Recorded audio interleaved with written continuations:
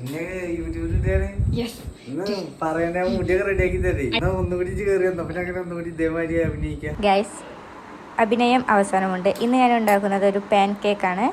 അതിനായി 2 മുട്ട, പഞ്ചസാര,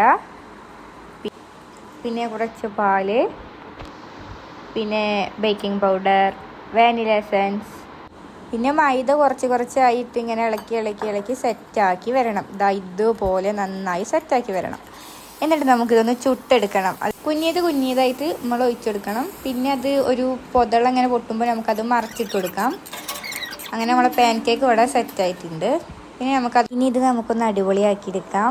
chocolate syrup, choco chips, honey എന്നിവ വെച്ചിട്ട് ഇതൊന്ന് സെറ്റാക്കി എടുത്താൽ നമ്മുടെ പാൻ കേക്ക് ഇവിടെ റെഡി ആയിരിക്കുന്നു. ഗൈസ്, 2 തരമുണ്ട്.